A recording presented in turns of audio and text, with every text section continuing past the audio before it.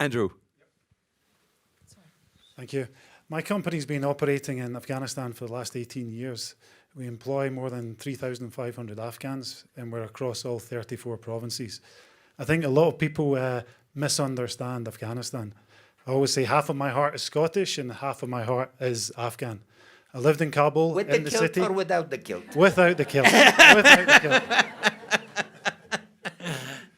So yeah, I think a lot of people misunderstand Afghanistan. People often ask, what is Afghanistan's most precious resource? And most people think lapis, they might think all kinds of minerals. But if you ask me, it's the people. Absolutely. The people are hardworking, they're proud, and they're genuine. So having traveled to all 32 provinces, you don't understand Afghanistan until you go to the region. I think we've heard it a few times today. Kabul is not Afghanistan, and Afghanistan isn't Kabul. And it's clear to see, I think you mentioned, 70% of the population is under 25. If you think about that, how many jobs are required? Your everyday Afghan, when you go to the provinces, what do they want? They want a job and they want a future for their children. And I think the YPOs, commercial industry, need to look at that. I think it's our responsibility to create jobs, to empower the youth, as you've done, Your Excellency, and rebuild the country.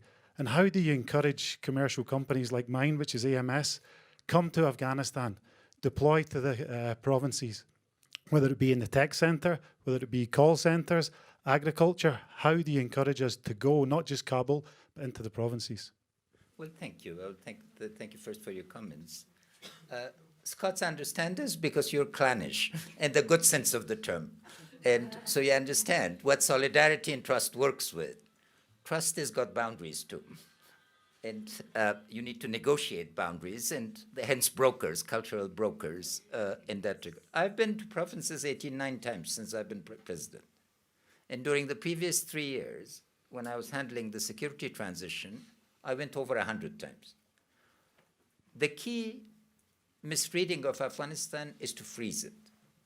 It's a society in movement, and most of our friends, Afghans included, the worst are Afghans. Any of us who've left Afghanistan at a particular period of time thinks Afghanistan is frozen and we've changed, while Afghanistan is dynamic and they're frozen. And, you know, you take Herat. In Herat, you can move around continuously. You take Ningrar. Ningrar now, 21 out of the 22 districts are secure. In Paktia, some of the most secure districts of the country are in the Paktia province, but the perception is that it's insecure. So that's the first issue. Second, we're dividing Afghanistan into 8 economic regions, because all the previous development has been Kabul-centered. If you want to go from Herat to Mazar, 2 provinces away, you have to go through Kabul. The ring road is not completed. If you want to go from Jalalabad to Paktia or Khost or Logar, which are adjacent, you again have to go through Kabul. So we are shifting the dynamic to be able to. The third issue is we want to connect the rate of growth and the other indices to collection of provinces, sub-regions, and the provincial basis. This shifts. God, in his eternal wisdom, has been enormously beneficial to Afghanistan. Unlike Iraq, our natural resources are distributed incredibly equitably. 5 rivers gives you 5 eco-regions. Natural resources, again, north, south, east, west, center. And the beauty of it, additional beauty, is 10 provinces that are the poorest or the richest in terms of mineral resources and water resources. So this potential is what gives us an opportunity to think differently. 20 of our provinces are connected to neighboring countries. That gives you trade and transit possibilities. In terms of welcoming, of course, with Minister of Finance and Mr. Hutaki and my other colleagues will be delighted to have a detailed discussion. Again, we exceeded $1 billion in trade this year, but all of it is what we were exporting 100 years ago. Processing and agricultural value chain is the key. We've done detailed calculations.